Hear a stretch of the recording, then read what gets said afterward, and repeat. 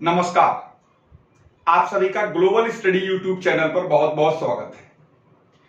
आज के इस वीडियो में बात करेंगे सुएज नहर की, जो इन दिनों काफी चर्चा में है। और चर्चा में इसलिए है क्योंकि इसमें एक बहुत बड़ा कार्गो शिप जो है इस नहर में फंस गया था, जिसकी वजह से इस नहर के द्वारा 4-5 दिन का जो संचालन था यानी आना जाना था वो बाधित रहा, जिसके चलते समंदर में काफी लंबी जहाजों की जाम देखने को मिली, काफी चर्चा हुई। तो उसी क्रम में आज हम लोग इस पर कुछ बात करेंगे। जाम का कारण सबको ही पता था, जाम कब लगी, कहां लगी, ये सब जान लिए, लेकिन इसके बारे में भी कुछ सुएज नहर के बारे में जानना जरूरी है, और वो इसलिए क्योंकि एग्जाम में आपके बहुत पूछा जाता है। तो चलिए शुरू कर लेते हैं। देखो, सबसे पहले इस डायग्राम को देखेंगे ध्यान से। ये वाला जो महाद्वीप है ये अफ्रीका है, और ये वाला यूरोप है, और ये वाला हिस्सा एशिया है।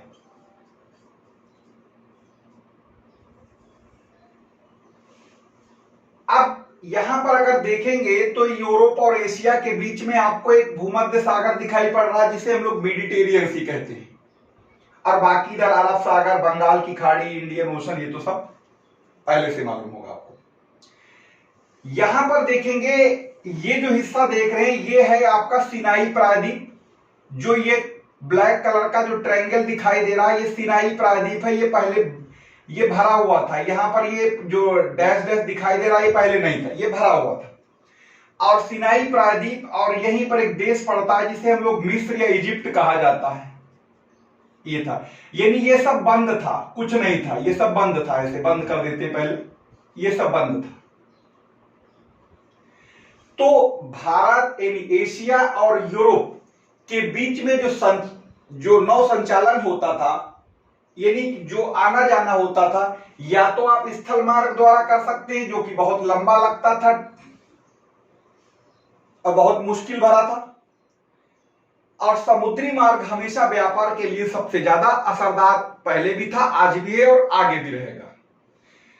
यहां पर देखेंगे कि अगर आप इस वाले हिस्से को देखेंगे तो ये वाला हिस्सा आपका पुर्तगाल का आता है, और यहीं से वो वास्को डी गामा चला था, और ये अटलांटिक महासागर होते हुए, केप ऑफ गुड होप होते हुए, अरब सागर होते हुए, और यहां पर वो कालीकट पहुंचा था। यानी एक ये रास्ता ऐसा था जो अमूमन ट्रेडिशनल रास्ता कह सकते हैं, इसी रास्ते से होकर सारा आना जाना चला करता था। तो ये चलता रहा काफी लंबे समय तक। इसी कड़ी में एक फ्रांसीसी इंजीनियर था जिसका नाम लिखा हुआ है आपके सामने। इसने जो है, इसके दिमाग में एक आइडिया आया, और आइडिया ये आया कि उसने सोचा कि अगर हम यहां से देखते हैं, यहां से, तो यहां से अगर हम यूरोप से चलते हैं तो ये जिब्राल्टर जलसंधि है जिसे भूमध्य सागर की कुंजी कहते हैं, और यहां तक तो हम आराम से आ सकते हैं। और थोड़ा सा ये एरिया है, अगर इसको काट दिया जाए तो हमें दोबारा फिर पानी मिल जाएगा, और इस पानी के होते हुए हम ये यहां तक आ सकते हैं। यानी अगर ये कहें हम यहां से अगर अरब सागर से होते हुए बाबल, मांडेव, लाल सागर, सुएज नहर, भूमध्य सागर, जिब्राल्टर, और यहां तक आते हैं लंदन, बंबई से, तो इससे जो दूरी हमें तय करनी पड़ती है, अगर हम इस ट्रेडिशनल रूट को फॉलो करते हुए बंबई से लंदन जाते हैं तो हमको 7000 किलोमीटर दूरी एक्स्ट्रा तय करनी पड़ती है। आज की डेट में अगर देखें तो इस फ्रांसीसी इंजीनियर के दिमाग में एक विचार आया, और उसने इस काम को जो है, और मिस्र, क्योंकि अधिकार मिस्र का था, तो मिस्र सरकार यानी जो उस टाइम राजा रहे, वो वहां का शासक रहा होगा, उसको इस बात को समझाया, और समझाने के बाद उनके भी समझ में आ गया, कोई नसर करके थे, नसीर या नसर करके, तो ये जो नहीं, उस टाइम नसर नहीं थे, वो तो बात। तो फिर 1858 में इस नहर का निर्माण कार्य शुरू किया गया, यानी खुदाई की गई, और लगभग 10 वर्षों के खुदाई के बाद, यानी 10 साल की खुदाई के बाद, ये जो हिस्सा सिनाई प्रायद्वीप का जो मिस्र में था वो इसको काट दिया गया। और जब ये हिस्सा काट दिया गया तो ये जो भूमध्य सागर है ये वाला हिस्सा और ये वाला हिस्सा लाल सागर है, ये रेड सी है। तो भूमध्य सागर और रेड सी को दोनों को आपस में क्या कर दिया गया, मिला दिया गया। किसके द्वारा? सुएज नहर के द्वारा। यानी एक नहर बनाई गई जिस नहर का काम भूमध्य सागर को लाल सागर से जोड़ देना था। और इस काम के लिए 10 वर्ष लगे। इंजीनियर साहब कौन थे? फ्रांसीसी थे। अब इस नहर को जो अगर हम इसकी लंबाई चौड़ाई की बात करें तो लगभग 193 किलोमीटर लंबी नहर है ये और 60 किलोमीटर चौड़ी है और लगभग 17 मीटर कह सकते हैं गहराई है। 16.5 है, 17 मीटर राउंड फिगर में कह ये गहराई है। अब इस नहर के बन जाने से हुआ क्या? एक तरीके से नेविगेशन में क्रांति आ गई।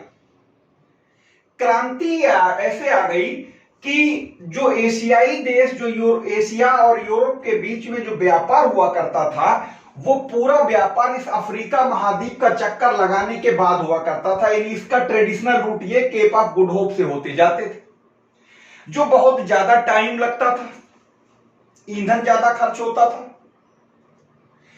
अब इसके बन जाने से हुआ ये कि अब सीधे सीधे लंदन से अब यहां तक आता है जिब्राल्टर, जिब्राल्टर से भूमध्य सागर, फिर सुएज नहर, लाल सागर, अरेबियन सी, अब फिर चाहे जहां जाए। यानी अगर हम आज की डेट में देखें, अगर हम एक जहाज यहां से बंबई से चलता है, सुएज नहर होते हुए लंदन पहुंचता है, और एक जहाज बंबई से चले और इस रास्ते को चलता हुआ लंदन पहुंचे, तो ये जहाज जो सुएज नहर के जरिए जाएगा उसके मुकाबले जो अफ्रीका का चक्कर लगा के जाएगा, तो अफ्रीका का चक्कर लगाने वाले जहाज को 15 दिन ज्यादा लगेंगे। यानी 15 दिन ज्यादा लगने का मतलब लाखों लीटर डीजल फूक जाएगा जो जहाज ईंधन के रूप में खपत करता है, और 15 दिन बहुत ज्यादा होते। तो इस नहर के बन जाने से यूरोप और एशिया के बीच में जो ट्रेड हुआ करता था, एक तरीके से उसमें क्रांतिकारी परिवर्तन हुए। यानी डिस्टेंस भी कम हुई, टाइम भी कम लगेगा और ईंधन भी खपत कम हुई। तो इसलिए याद रखना, सुएज नहर दुनिया की सबसे बड़ी मानव निर्मित नहर कही जाती है। अब दुनिया की सबसे व्यस्त नहर मानी जाती है। अब इस हुआ ये, जब ये नहर बन गई तो ये आना जाना इससे चालू हो गया। ये 1956 में इस नहर का राष्ट्रीयकरण कर दिया गया। कोई नसीर नाम के या नसीर नाम के कोई मिस्र के प्रधानमंत्री राष्ट्रपति रहे थे। तो जब 1956 में इसका राष्ट्रीयकरण कर दिया गया तो फ्रांस और इंग्लैंड और खासतौर से इजराइल, इन लोगों को यह बात समझ नहीं आई और इसके लिए एक तरीके से छोटा मोटा झगड़ा भी, यानी युद्ध जैसे भी सिचुएशन बन गई। खैर यूनाइटेड नेशन को इसमें बीच में को दखल अंदाजी करके इस मामले को शांत करा गया। आज फिलहाल ये नहर पूरी तरीके से मिस्र के अधिकार में है और इस नहर के बन जाने से बहुत ज्यादा दूरी कम हो गई, यानी आना जाना बहुत ज्यादा आसान हो गया।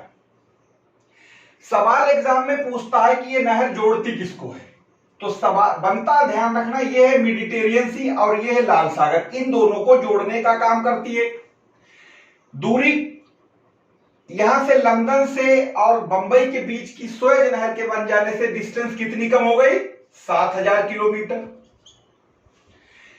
किसके अधिकार में? मिस्र के। और ये जो हिस्सा जो मिस्र का है, जिसे सिनाई प्रायद्वीप कहा जाता है, इसको काट के ये नहर बनाई गई। ये तो हो गई नहर का इतिहास और भूगोल। अब ये एक अभी जो चर्चा में आया था, एक जहाज था, उसका नाम शायद आप सुने होंगे। उस जहाज का जो नाम था एवर गिवन नाम था, यहां पर लिख देते हैं। उसका नाम था एवर गिवन। ये पनामा का जहाज था। पनामा जो कि एक मध्य अमेरिकी सेंट्रल अमेरिकन देश है, और ये जहाज चीन से चला था और इसे जाना था नीदरलैंड में रॉटरडम एक बंदरगाह पड़ता है। ये चीन से चल के रॉटरडम बंदरगाह जाना था। रॉटरडम नीदरलैंड में पड़ता है। रॉटरडम है, एम्स्टर्डम है, हेग है, ये सब नीदरलैंड में है। अब इस जहाज ने यहां से अपनी यात्रा शुरू की चीन से, और ये दक्षिण चीन सागर है, ये वाला दक्षिण चीन सागर से ये मलक्का आया। मलक्का जलसंधि को पार करके इंडियन ओशन में आया। इंडियन ओशन में होते हुए अरब सागर गया, यहां पर अदन की खाड़ी, फिर उसके बाद बाब मांडेब जलसंधि, फिर लाल सागर में पहुंचा, और फिर ये सुएज नहर में पहुंचा। अब जब सुएज नहर में पहुंचा तो सुएज नहर में ये इसने एंट्री की। अब एंट्री करने के बाद इस जहाज की जो लंबाई चौड़ाई आपने देखा होगा, ये जहाज जो है वो 400 मीटर लंबा है और 59 मीटर चौड़ा था। यानी जो टाइटैनिक डूबा था उसकी लंबाई लगभग 200 कुछ किलोमीटर थी, ये 400 मीटर, यानी टाइटैनिक से आप लगभग दुगना मान सकते हैं। और इसके ऊपर लगभग 2 लाख टन सामान लदा हुआ था। यानी इसके ऊपर जो कंटेनर लदे थे वो 20,000 कंटेनर लदे हुए थे, और एक कंटेनर जो था वो 20 मीटर लंबा था। यानी अगर इन्हें लगा दे रोड पर एक दूसरे को कंटेनर से, तो शायद सैकड़ों 100 किलोमीटर से ज्यादा लंबी लाइन लग जाएगी, इतना वजन लदा था। दुनिया का सबसे विशाल का शिप माना जाता है। 2018 में मैन्युफैक्चरिंग हुई थी इसकी। अब जैसे ये यहां पर इसमें सुएज नहर में एंट्री करता है, जैसे ये सुएज नहर थी, अब जैसे ये सुएज नहर में एंट्री करता है तो इसे ऐसे जाना चाहिए था, ऐसे पार करता ये। हुआ ये बताया ये जाता है कि हवाएं बहुत तेज चल रही थी और जहाज का जो कप्तान था वो उसने इसका नियंत्रण खो दिया। बजाय वो ऐसे जाने के, ये जहाज शिप जो है वो ऐसे इस नहर में फंस गया, यानी ऐसा हो गया, तिरछा हो गया। एक किनारा इसका इस दीवार से भिड़ गया और एक किनारा इसका इस दीवार से भिड़ गया। नहर क्या हो गई? बंद। अब जो इधर फंसे हुए थे जहाज यहां पर, वो इसमें फंसे रह गए, इसमें फंसे थे वो यहां रह गए। ना तो इधर वाले इधर जा सकते, ना इधर वाले इधर जा सकते, और ये बीच में ऐसे फंस गया। अब फंस जाने से कई दिन कोशिशों के बाद अब जो है, यानी कल की डेट में, यानी कि 29 तारीख में, 29 या 30 मार्च में, ये जहाज को काफी मेहनत के बाद छोटे जो जहाज होते हैं, जैसे हम लोग ट्रैक्टर फंस जाता है उसे ट्रैक्टर दूसरे ट्रैक्टर से घसीट के ठीक बाहर निकालने की कोशिश करते हैं, तो और जहाजों के जरिए ये जो ऐसे हो गया था, ये टेढ़ा हो गया था, फिर इसको जाके फिर सीधा किया गया, और सीधा जब किया गया तो फिर ये फ्लोट करने लगा, और फिर ये अपने भूमध्य सागर और भूमध्य सागर से जिब्राल्टर होता हुआ रॉटरडम अब पहुंचेगा। अब इतने दिन तक काफी बिजी रहा। अब सुएज नहर के बारे में एक चीज और बता दें कि पूरी दुनिया में जितना भी ट्रेड होता है, लगभग 12% ट्रेड जो है वो सुएज नहर से अकेले होता है। इस जहाज से लगभग 50 से ज्यादा प्रतिदिन जहाज गुजरते हैं, और याद रखना एक टाइम पर एक ही जहाज गुजर सकता है, क्योंकि वैसी तो है नहीं डबल ट्रैक हो ट्रेन की तरह दो आमने ऐसे गुजर जाए। दूसरी बात, इससे एक सवाल और पूछा जाता है, जैसे ये आपका है सुएज नहर, पूछता है ये दक्षिणी किनारा है सुएज नहर का, ये उत्तरी किनारा है, तो दक्षिणी किनारे पर एक पोर्ट पड़ता है, इसका नाम है पोर्ट सुएज। ये भी पूछा जा चुका है एग्जाम में, एक पोर्ट सुएज। और उत्तरी किनारे पर जैसे यहां से इंटर करेंगे तो पोर्ट सुएज पड़ेगा, और जब इस नहर को पार करके मेडिटेरियन सी किनारे पर पहुंचेंगे तो वहां पर एक पड़ता है मिस्र का पोर्ट, उसका नाम है पोर्ट सईद। ठीक।